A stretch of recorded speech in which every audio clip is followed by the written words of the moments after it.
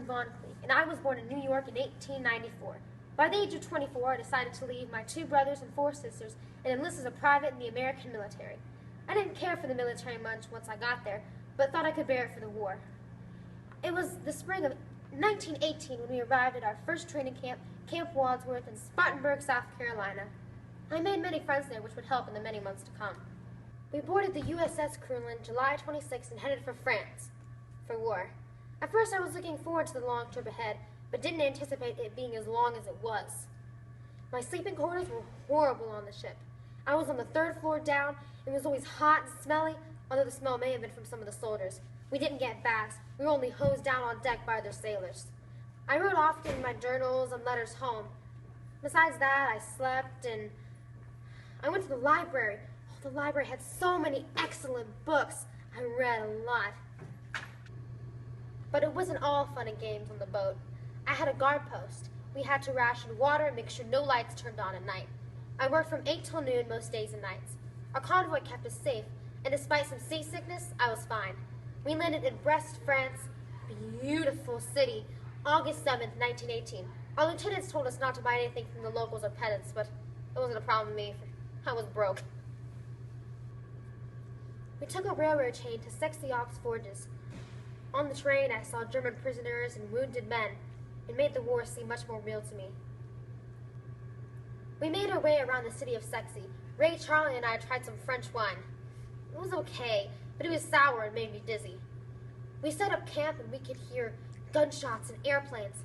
Some of the men were scared or even in awe, but we soon learned to ignore it as it was a regular occurrence.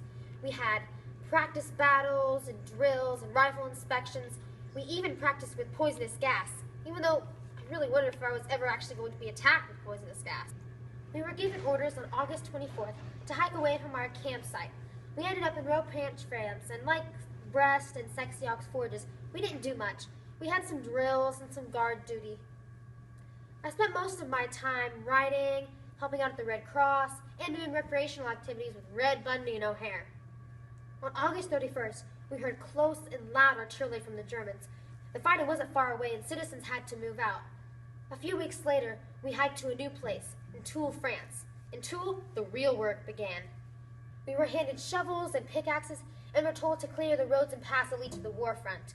We worked for an 8-hour day. We hiked to different spots. Of course, what was usually an 8-hour day was actually only 5 hours, since it took 3 hours to go to and from camp.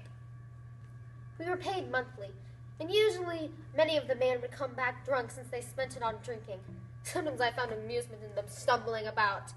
I personally spent my money on going down to the Red Cross and buying a hot chocolate and a donut, or anything from the local sweet treat. Despite the money, however, water was scarce. Often I got sick. I don't know if it was because of the weather or the conditions, I don't know. Later on, we moved on to a new job of clearing the battlefields. We cleaned them of barbed wire, debris. Sometimes we were shelled while we worked, and we'd have to hide in the trenches or dugouts. As we worked, we heard news from the war in the newspapers. Sometimes our lieutenants told us information. On October 14th, we heard that the Germans had agreed to the Allies' terms, but we were far from done. But it did give me hope that maybe I could go home soon. I didn't dislike the Army, though. I didn't do any real work, got fed, and paid. I became a first-class private in Zivray, France. Evan, my brother, wrote to me asking if he could join the war. I told him it wasn't bad, but, if the war lasted any longer, he'd probably join. We continued to do random jobs and debris cleanup, moose watch occasionally. Sometimes even fake sickness so I could go to town with O'Hare. We rested, shopped, and just enjoyed the city.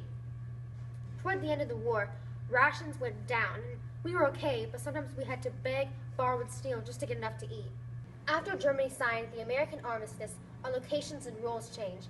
We moved throughout France and eventually made it to Luxembourg. In Luxembourg, I helped put horseshoes on horses and did other blacksmith jobs just like how I was a blacksmith at home. We soon moved into Germany, where we stayed with many different families and moved from city to city. I stayed in Europe much longer than I thought, but came home safely in the spring of 1919. Now I live in Kingston, New York, and have a wife and a beautiful daughter. Now I'm on my way to visit Charlie from back in my old days. That's the truth.